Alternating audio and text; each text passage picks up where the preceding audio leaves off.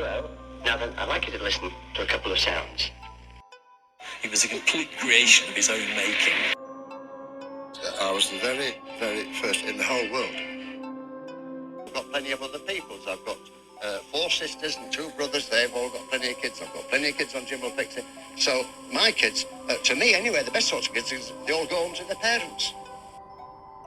To do things for him. He wanted me to fondle him. He asked me for oral sex.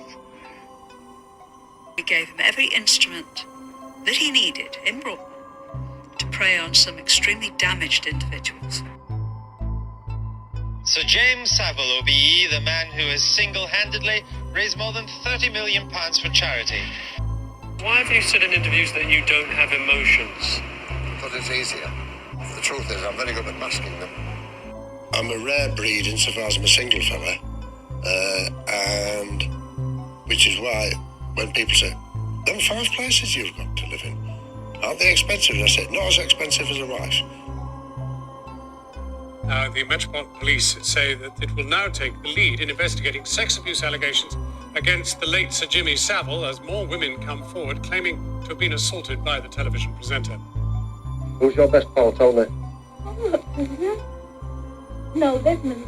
He's not. He is. No, he's not. Get off me. Because he's a married man. Okay. Yes, you do. Get off. Well, no, I'm just squashing. not until you say me. Now, me, when I stand in front of the table and St. Peter's there, he says, "You are not coming in." And I'll say, "Well, why not?" And he say, "Because you're a villain." And he'll show me the debit side, and I say, "Hang about." And I'll show him the credit side, and say, "Does that mean anything?" And if he says, "That means nothing," then I'll threaten to break his fingers. What does she do with the cable, boys? And I didn't want to. And he promised me that if I gave him oral sex, that he would arrange for me and my friends to go to Television Centre and be on his television show. Hey, we've got it all happening tonight, ladies and gentlemen. Everybody's around. We're going to start with our guests. I hope it's been a very good week for you, and here's a very good set of fix-its for you. Here we go now with a letter from Leeds. Yeah, Leeds. Me. So I promise I promise. that you, Jimmy Savile, You, Jimmy Savile, are the only one are the only one. in my life. I was 14. Of course I wanted to go to Television Centre. I didn't want to give him oral sex because I thought it was disgusting, but I did it. Gary Glitter was one example. He was particularly horrible and only interested in getting as much sex as he could possibly get from any girl. I'd start with manipulative, then controlling, and very, very clever. Has become a great British institution. Not bad for just another zany DJ, but there's a lot more to cigar-smoking Jimmy than meets the eye. I can remember seeing him having sex with one of the girls from Duncroft in Jimmy Savile's dressing room. I was the very, very first in the whole world to run a dance to record. You used to be a wrestler, didn't you? I need a lamp. Oh, yeah. I'm feared in every girls' school in this country. Hello and welcome once again to the Deathcast. I'm your host, best-selling author Ian Todd, and I'd like to thank you for joining me on this special day before Easter edition as we continue to take a look at the life and crimes of Sir Jimmy Savile OBE. Before we get into it, of course, we have our normal plugs. If you'd like to follow either me or the show on social media, that would be Facebook, Instagram, MeWe, YouTube. Just search for either Ian Totten Author or The Deathcast. If you'd like to follow me on Twitter, just search for Corpse Creek Publishing. If you're interested in signing up for the mailing list or making a donation to the show, go to corpsecreekpublishing.com. You can click the sign up button, get on the mailing list, or click on the donate button, buy me a cup of coffee or a pack of smokes. If you are interested in becoming a Patreon member of the show, just go to tinyurl.com/DC Patreon. That's tinyurl.com/ DC Patreon. You can get started for as little as $2 a month.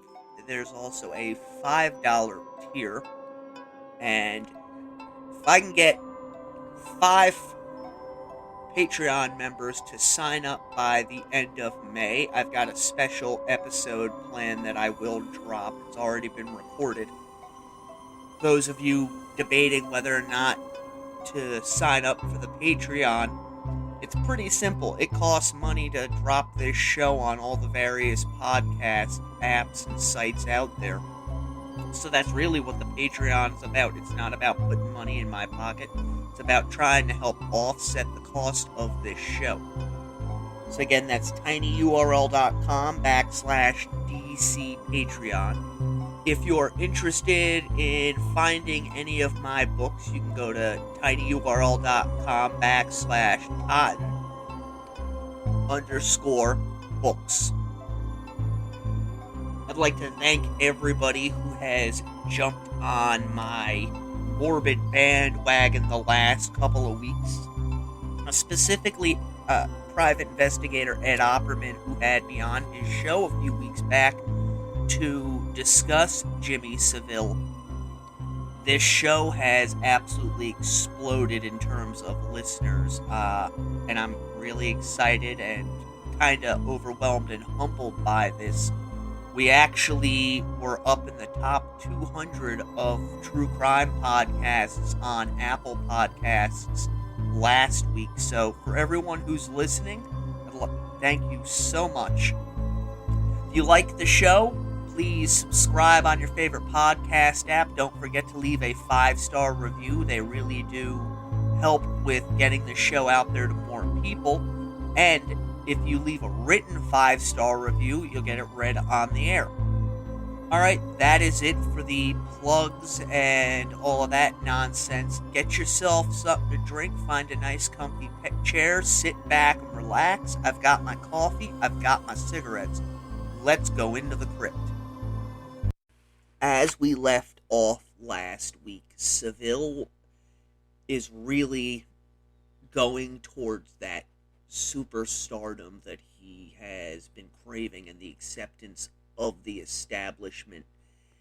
The 60s are drawing to a close. It's just about to be 1970. He not only is hosting massively popular shows on BBC television, but now he has been brought in to do a program on BBC Radio 1, which was called Savile's Travels, which basically was Savile traveling around the countryside interviewing everyday people. This not only won him popularity with the masses at large, as they saw Savile as their guy. As I've said in other episodes, he was referred to collectively as our Jimmy. And this was really cementing that image in the public consciousness. In addition to this, he's been doing work with charities for a year or two now. Like, he'd always been doing it, but he's really doubling down on it. Spending time in hospitals such as Broadmoor and Leeds General Infirmary.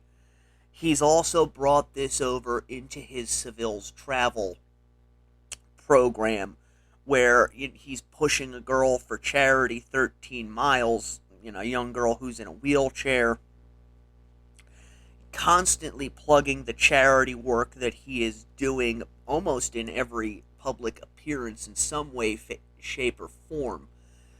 Well, at the same time he's doing this, he's still doing the Jimmy Savile self-promotion.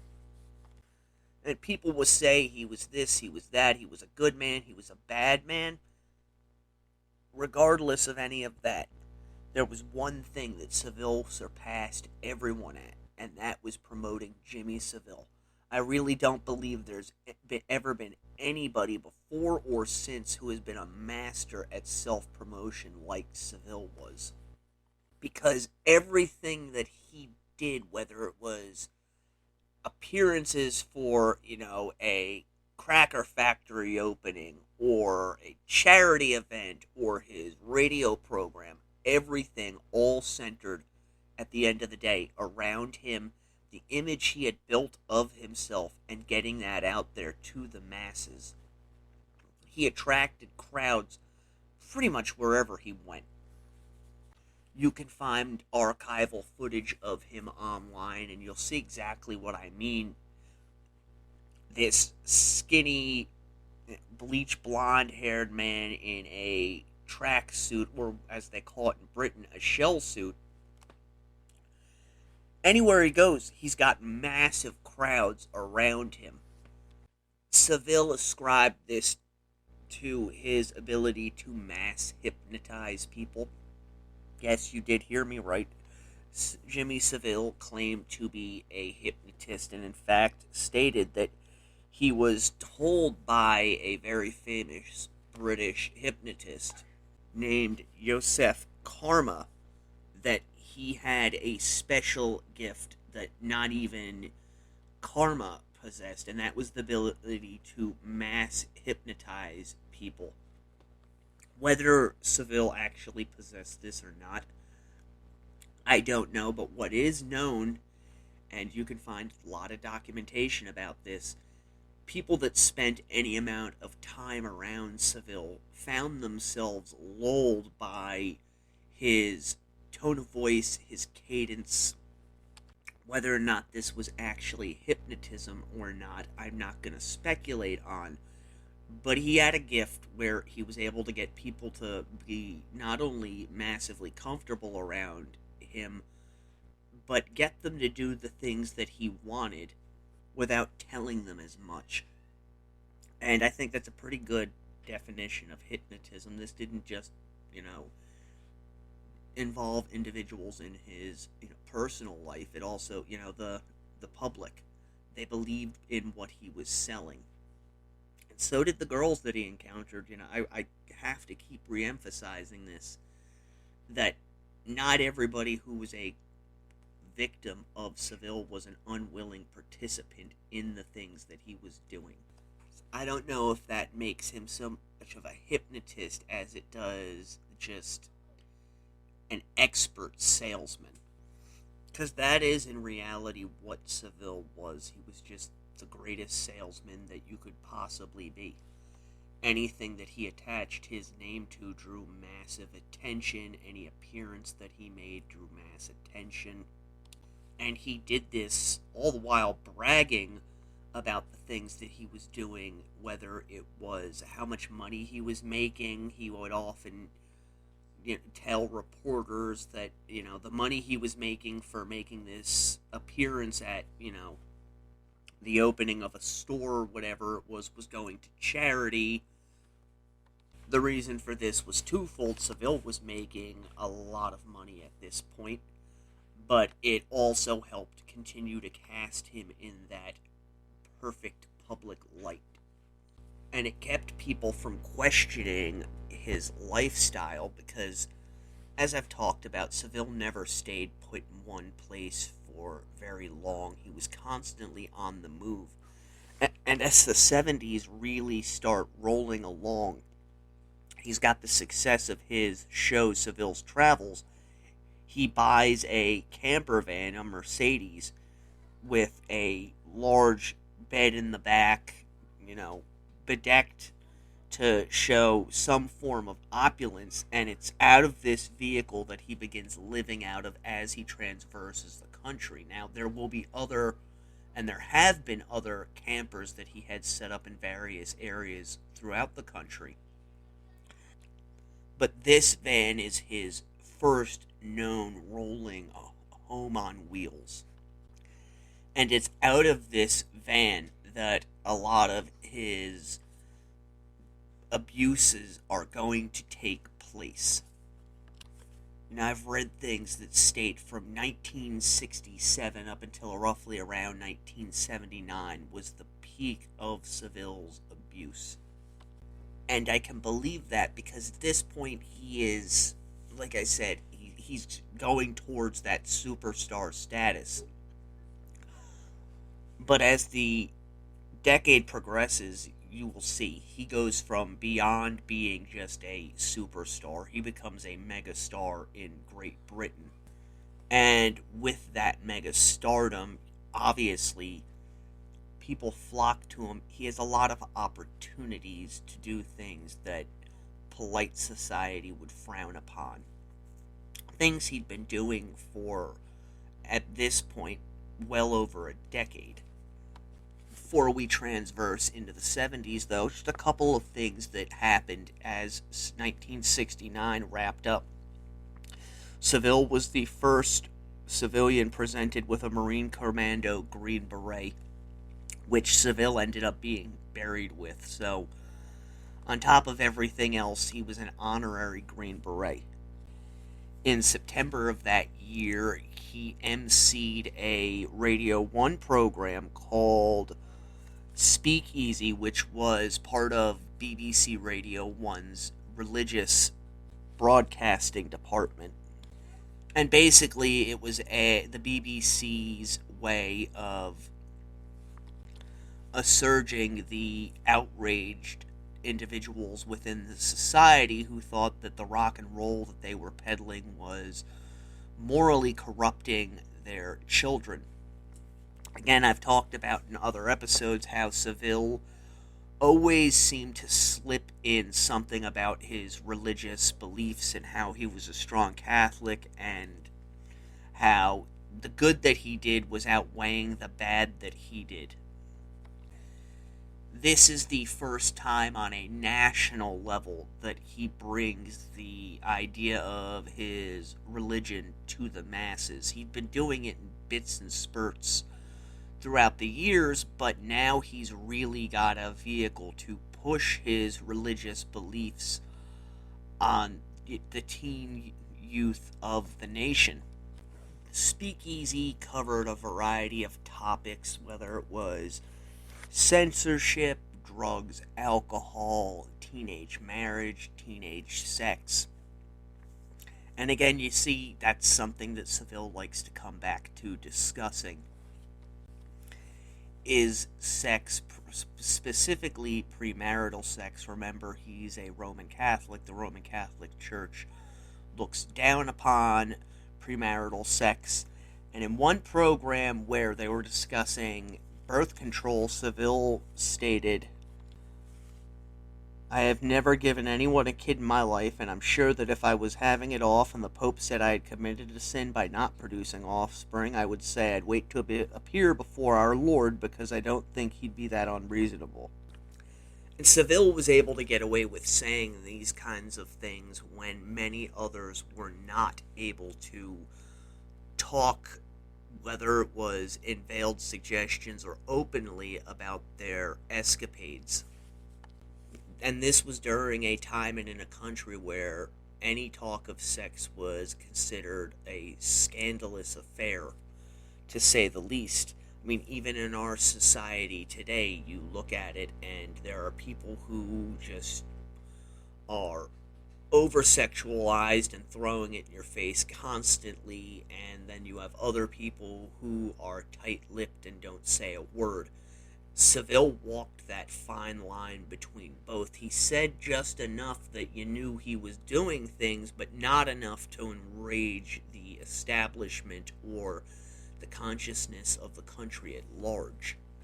Savile didn't just talk about sex on the program, however. He used it as a vehicle to bring more high-profile and influential people inside of his sphere of influence. Again, we've talked about it ad nauseum, the idea that Savile liked to build layers of protection around himself wherever it was that he happened to be in the country at the time. Speakeasy was no different in that regard. He had defense ministers on his show. He had party chairman for Parliament on the show. And he would do this before, general elections and things of that nature. So he was ingraining himself to these people because these people obviously want to get reelected, and Savile is giving them a free avenue to promote themselves. he was able to get away with asking them questions that humanized them in some fashion that other individuals might not be able to ask them. A lot of these questions obviously revolved around sex.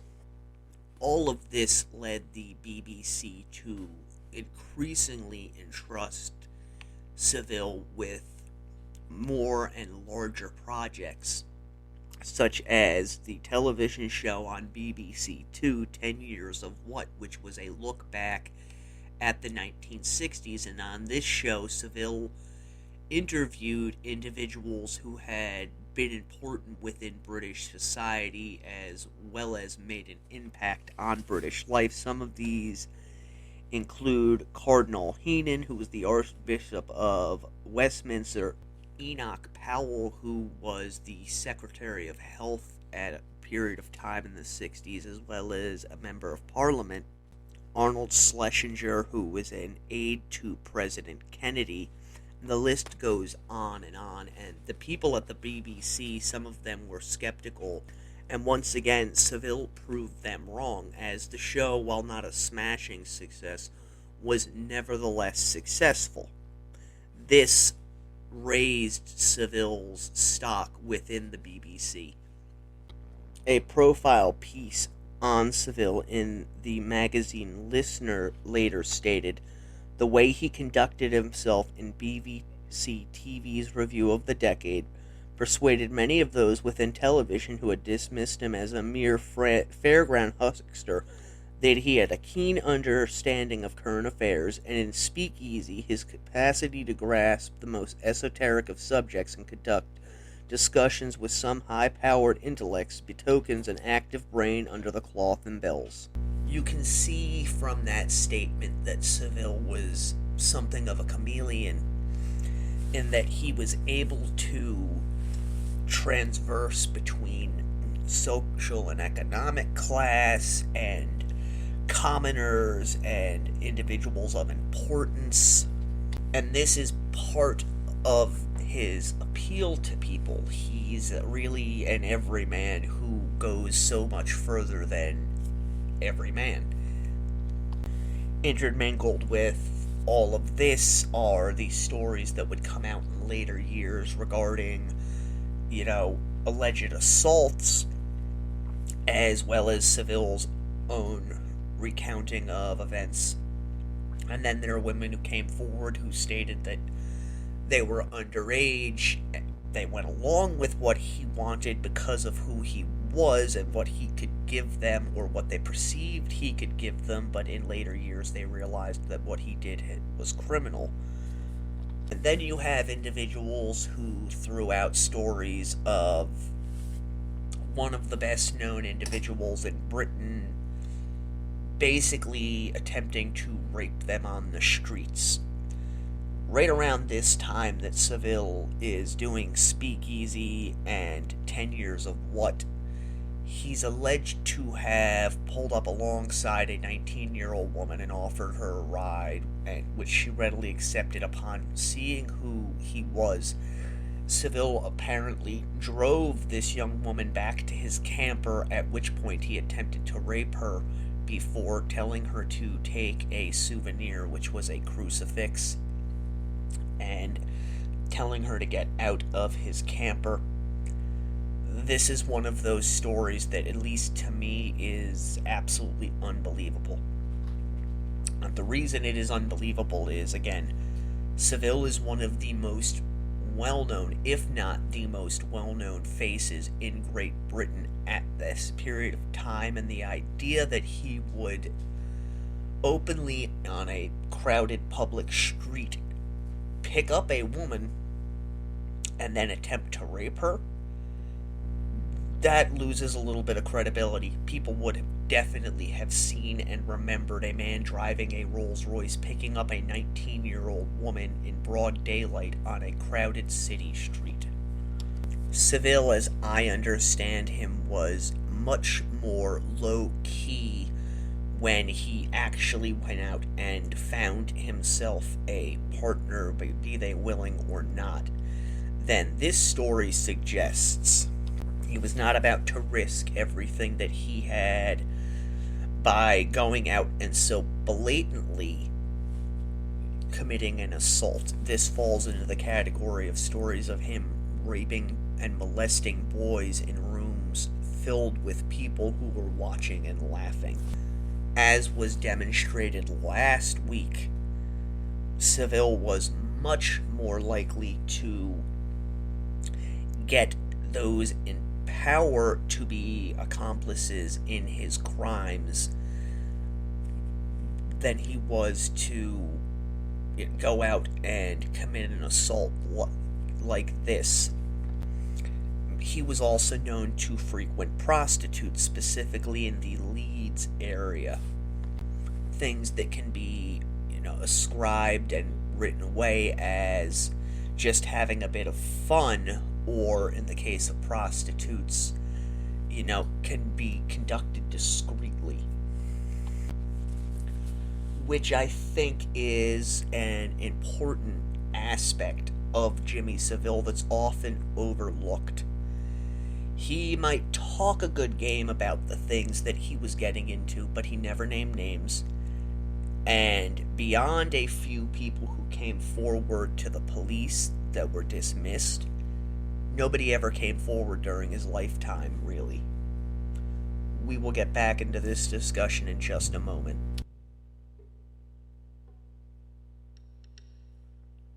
From Ian Totten, best-selling author of The House of Silver Doors, The Blood Gotch Trilogy, and The Throwaway Girls of Olympia, comes Maggie, a book which New York Times best-selling author Keith Elliott Greenberg has called a classic detective story, well-crafted, and a supernatural vortex. Maggie, the name was burned into Lieutenant Carl Jablonski's mind like a brand, and had been since the night of the fire. He doubted he would ever forget that night, or how she had danced in the flames of her burning home. Maggie, who was she, and why did no one in Kaya's Crossing seem interested in talking about her or her family? These were questions without answers, quandaries that drove Carl on as he explored the darkest of the town's secrets, desperate to unravel the knots that tied everything together. Maggie, Carl felt haunted by a visage, even as the local reporter, George Murphy, told him of the blood-soaked history that lay along their path, and the horrors that it held. None of it seemed real, and yet it was. The sacrifices, the screams, the pact with the nameless ones, and the hell that she had endured. Maggie, hers was a crime begging to be solved, and he and George are the only ones with enough heart to do it. The real question is, will they survive long enough to do it? Maggie, available 11/30/2021 in paperback and hardcover. E-book pre-orders are now available at Amazon.com. Only from Corpse Creek Publishing. You have been warned.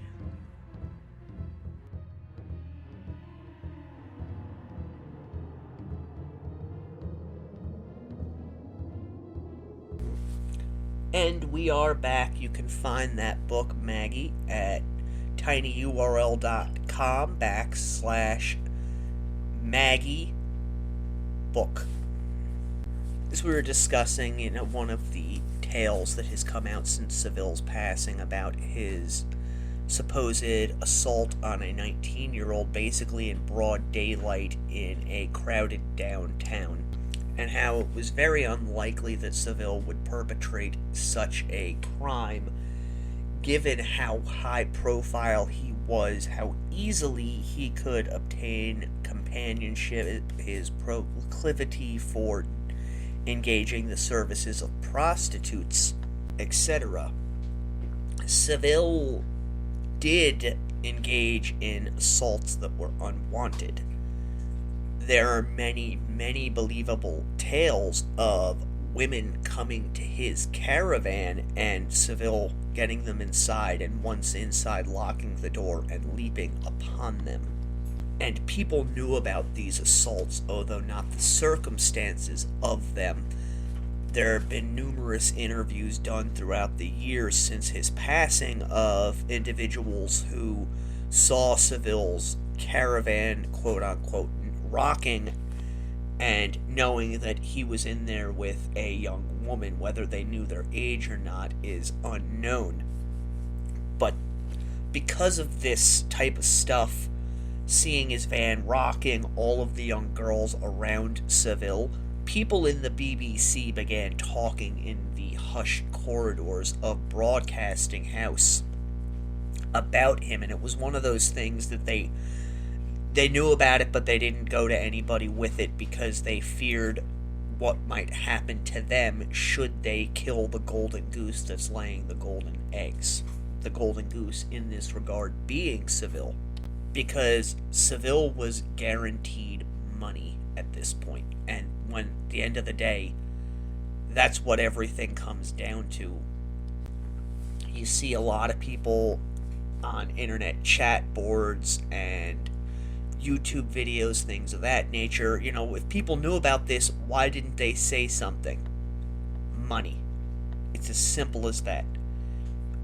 Back then, and even still to this day, if you go forward to your employers about somebody who is making a lot of money for your corporation with accusations of any type of sexual impropriety, there's a very good chance that you're the one who's going to face consequences, not that individual.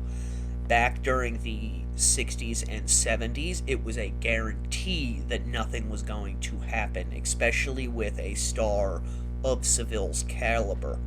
And I've tried to impress upon the American public just how big a star Jimmy Savile was. I've called him Dick Clark on steroids.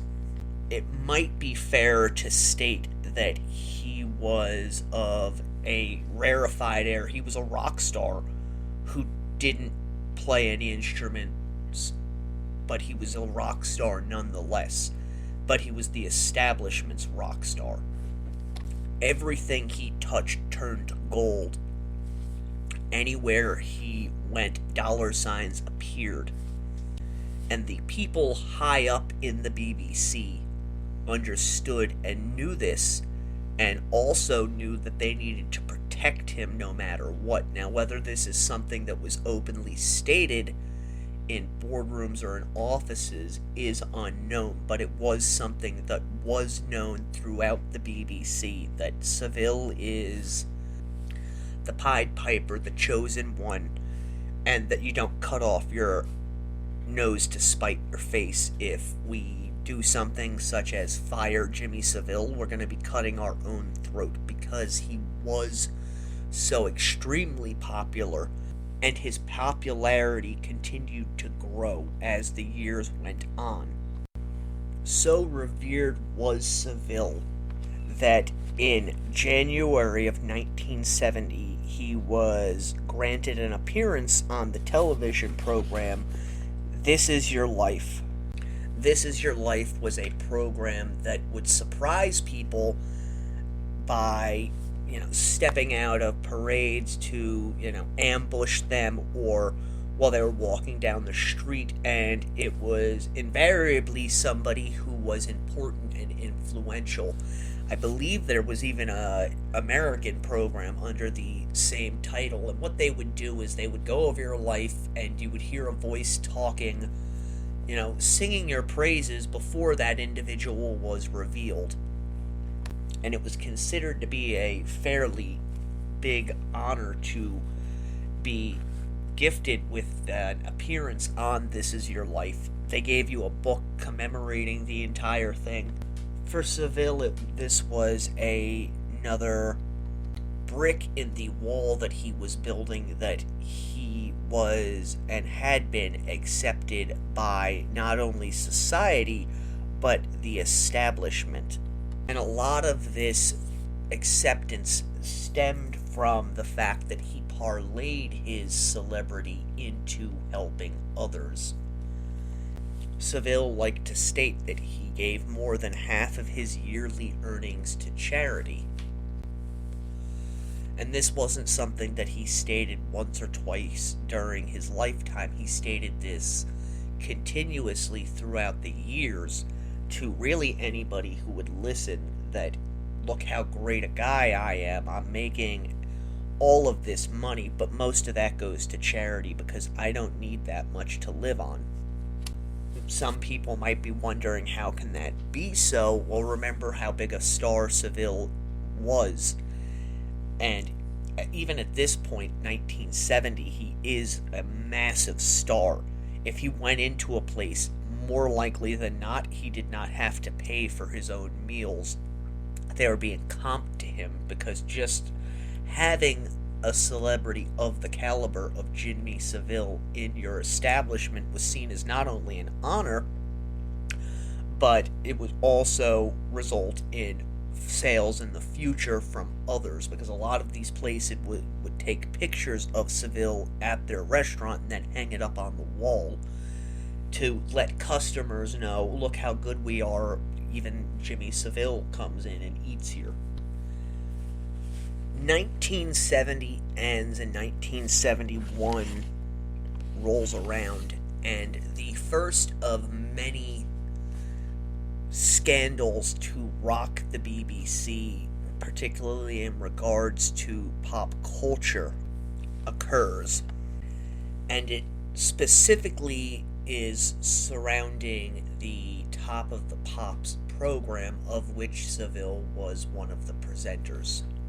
The way Top of the Pops worked was, it was almost like a nightclub where if you were young and pretty or handsome and dressed in the fashion that they wanted, you would be allowed to come onto the show and be part of the studio audience / dancers. Now, a number of these individuals, particularly the girls, were underage and tried to present themselves as being of age. The BBC, up until this point, pretty much had a, if you're over 14 and you can prove it, you can come in mentality going on.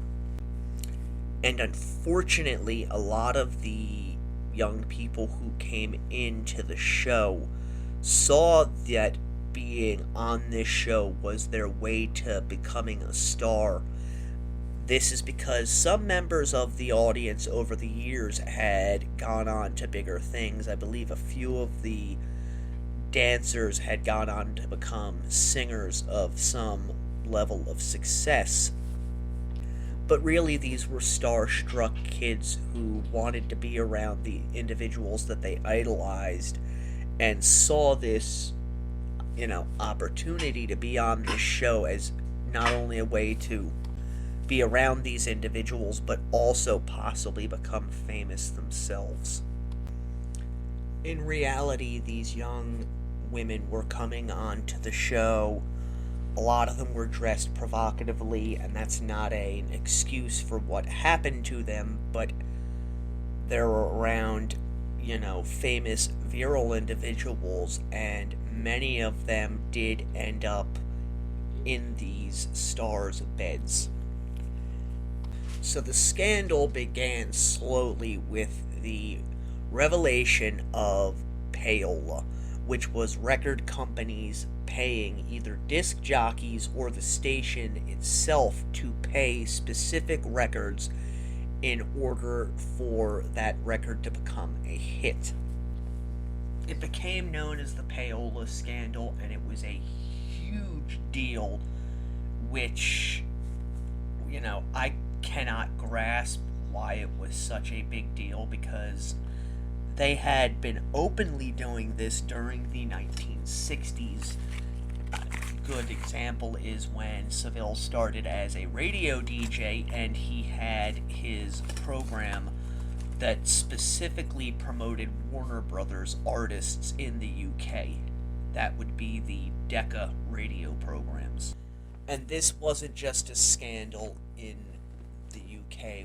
The US also had a Paola scandal where it was eventually decided that if a record company did this, then that needed to be disclosed to the listening audience as paid airtime. I believe Great Britain was the same way. You know, they decided that if you're going to do this, it has to be declared as paid airtime.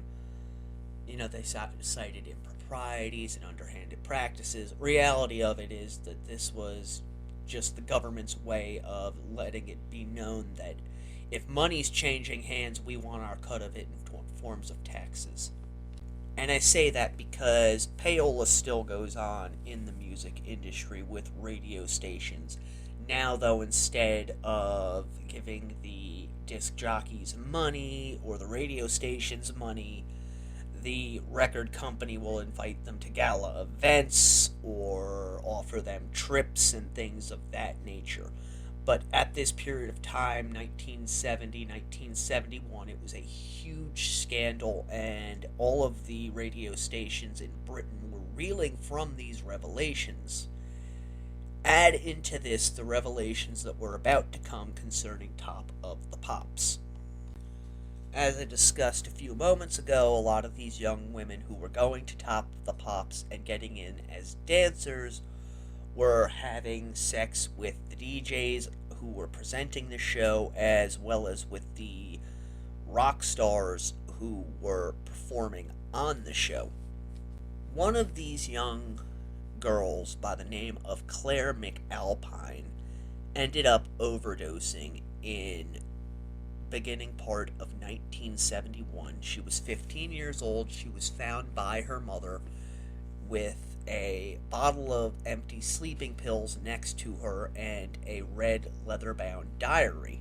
And according to Mcalpine's mother, Vera, inside of this diary, her daughter detailed her sexual escapades with various DJs and rock stars. News of the World, which was a tabloid newspaper in Great Britain, was the first to break this story. And again, it sent shockwaves throughout both the BBC and the music industry, because it was a situation of, we know this stuff is going on, but as long as nobody says anything about it or nothing untoward comes out, we don't know anything. And the death of Claremic Alpine, who danced on the show under the name of Samantha Clare, may never have become known were it not for the Paola Scandal, which the News of the World was the first to break. And part of the Paola Scandal involved them revealing that what they called pluggers, who were really promotions men for these record companies, were enticing various disc jockeys and show producers to play their records, be it through money or bringing them to parties where mass amounts of drugs and narcotics were taken, and supposedly orgies took place involving call girls. The News of the World kept digging into the story of Paola, and in doing so, they discovered some things about Top of the Pops that led to the revelations concerning Claire. When they began investigating Top of the Pops, they were eventually led to a man by the name of Harry Goodwin, who was the in-house photographer for the show.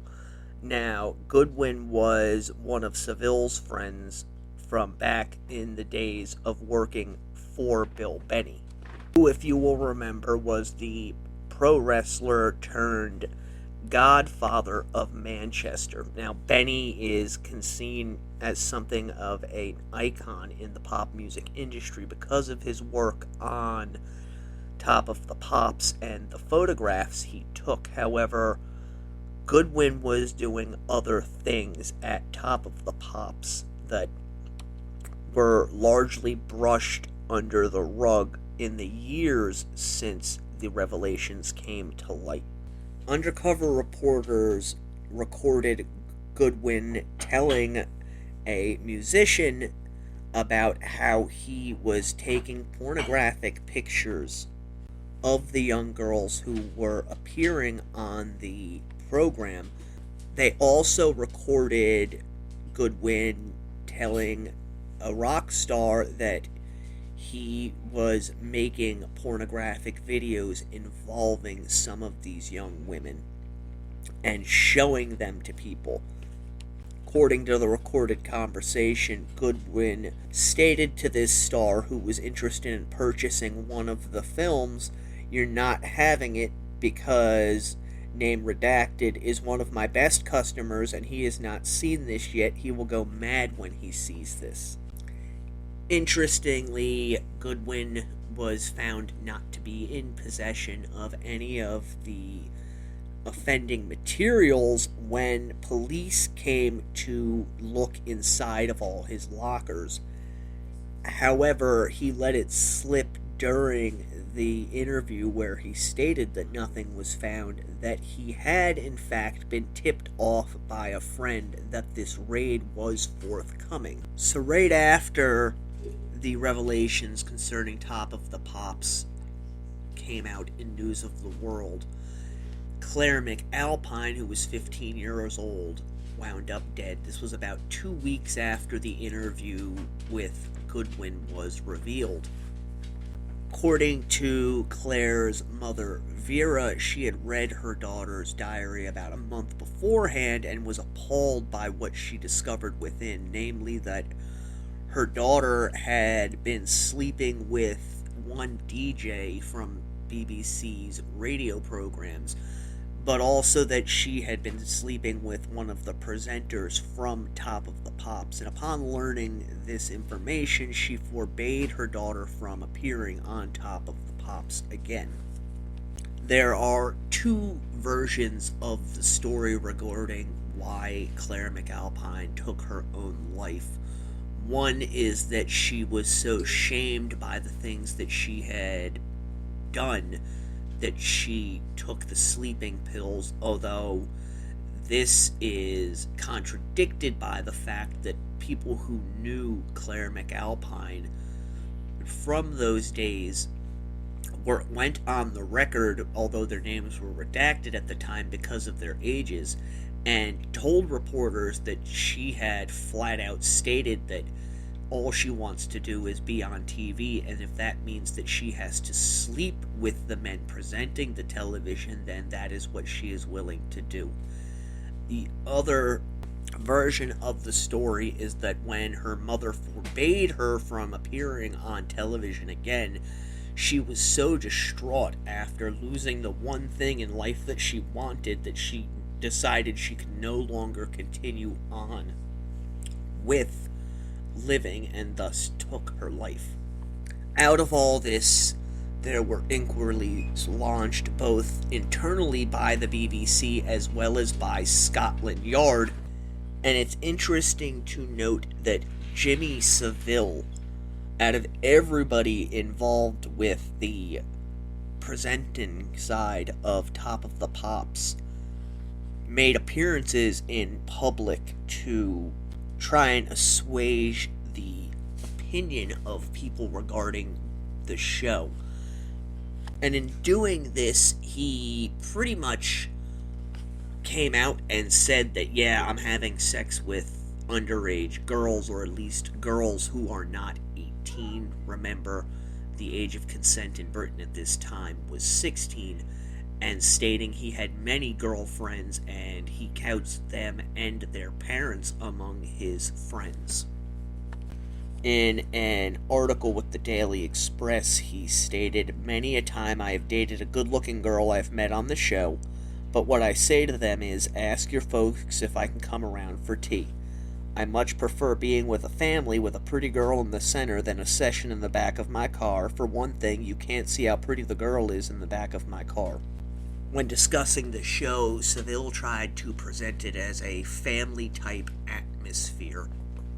And discussing the women, he stated that 19 and 20-year-olds with some experience of the world may look at me as a sexual object, but the younger ones, the 14 to 16-year-olds, don't even think about sex. In fact, they would be most offended if you suggested anything sexual to them. In this same article, he also stated, I've quote-unquote Met young crumpet that would knock your eyes out. 14-year-old girls with bodies on 'em like Gina Lollobrigida. I love 'em, but not in the going-to-bed sense. Savile also said in this article that these young girls would go to great lengths to find out where he lived so that they could camp out on his front stoop.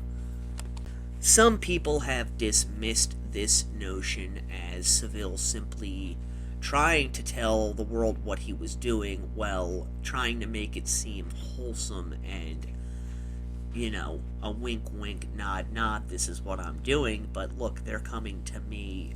And people have stated in various chat rooms and other places that this is probably not the case. These girls didn't come to Savile, he went after them. History shows us different, however. Savile, wherever he went, he attracted a crowd. Yes, he had his teams that went with him, but for the most part, these crowds built around him organically, and we know that other rock stars had young women who would camp out at the hotels they were staying out in an effort to try and meet and be with these rock stars. So it's very, very possible, if not probable, that Savile was experiencing something of the same thing. This is how Savile ended up dodging the Claremic Alpine scandal, although it has come out in recent years that one of the men who was mentioned inside of her diary was in fact Jimmy Savile. It was stated she didn't put full names, just initials, and one of the set of initials was JS. What is interesting of note is that this diary has since been lost to the sands of time, so whether or not Savile was actually one of the men that Claremic Alpine slept with, we really will never know. It is interesting, though, that Savile went to great lengths above and beyond anyone else involved with Top of the Pops to assuage public opinion regarding the show, and this leads me to believe that Savile was more likely than not involved in a sexual relationship with Claremic Alpine, and he was doing his level best to make certain that, pardon the expression, none of the stink from her suicide got onto him. And he did a fairly good job of it, because after all of this happened, not much else was said concerning Claremic Alpine's death or the Paola, at least in regards to Jimmy Savile. He was able to weather the storm, and in fact his public defense of both Top of the Pops and the BBC culture as a whole further helped his stock to rise within the corporation. One last bit of interesting information is that Claremic Alpine's half-brother Mark has gone on the record in the last decade to state that Jimmy Savile was actually one of the men his sister had slept with, and that the police had actually questioned Savile, but he was able to dismiss the writings in her diary as the ramblings of a young woman who was lost in a world of her own, while presenting himself and the BBC as saintly stalwarts of British society. We are going to end the show this week there. Again, I'd like to thank everyone who has jumped on board the Deathcast for my coverage of Jimmy Savile. I honestly do appreciate it. Please, again, subscribe on your favorite podcast app, leave a 5-star review, check out the website corpsecreekpublishing.com, sign up for the mailing list, consider making a donation, and if you'd like to become a monthly contributor to the show and help with its production, go to tinyurl.com/DC Patreon. The Deathcast is a production of Corpse Creek Publishing. Until next time, stay morbid.